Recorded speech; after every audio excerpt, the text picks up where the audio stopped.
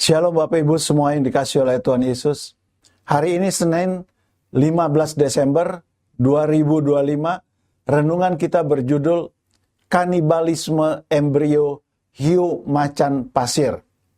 Firman Tuhan kami ambil dari 1 Korintus 12 ayatnya yang ke-26. Demikian bunyi firman Tuhan. Karena itu jika satu anggota menderita, semua anggota turut menderita. Jika satu anggota dihormati, semua anggota turut bersukacita. Tahukah Anda bahwa ada spesies hiu yang dikenal karena perilaku kanibalnya, bahkan sebelum mereka lahir?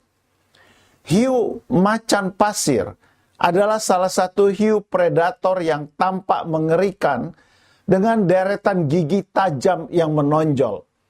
Meski terlihat ganas, hiu ini relatif lamban dan tidak agresif terhadap manusia.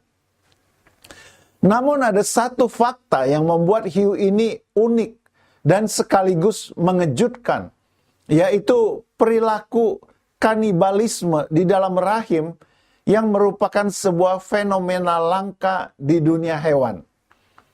Bagaimana mungkin ada perilaku kanibalisme di dalam rahim? Di dalam rahim induknya, beberapa telur hiu macan pasir akan menetas lebih awal. Dan bayi-bayi hiu yang pertama kali menetas tersebut akan mulai memangsa saudara-saudaranya sendiri yang belum menetas atau yang lebih kecil dan lemah. Biasanya hanya 1 atau 2 bayi hiu terkuat yang akhirnya bertahan hidup dan dilahirkan.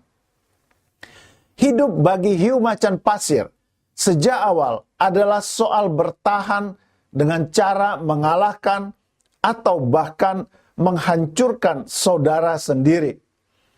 Fenomena alam ini memang terdengar ekstrim, tetapi menghancurkan saudara sendiri juga terjadi di dunia manusia.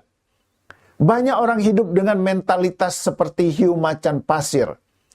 Mereka saling menjatuhkan, bersaing tidak sehat, menghancurkan, bahkan memakan sesama demi menjadikan diri sendiri sebagai yang terbaik. Di tempat kerja, di sekolah, komunitas bisnis, bahkan di lingkungan gereja, kita sering menjumpai orang yang rela menyakiti sesamanya, menekan karier bawahannya demi menjaga posisinya. Rasul Paulus mengingatkan dalam Galatia 5 ayat 15, tetapi jikalau kamu saling menggigit dan saling menelan, awaslah, supaya jangan kamu saling membinasakan. Kita diingatkan agar tidak hidup seperti hiu macan pasir yang saling menyakiti, iri hati, atau bersaing dengan cara yang tidak sehat. Sebaliknya, kita dipanggil untuk membangun satu sama lain. Dalam Filipi 2 ayat 3 dan 4 Paulus memberikan sebuah nasihat yang penting. Dengan tidak mencari kepentingan sendiri atau puji-pujian yang sia-sia. Sebaliknya, hendaklah dengan rendah hati yang seorang menganggap yang lain lebih utama daripada dirinya sendiri.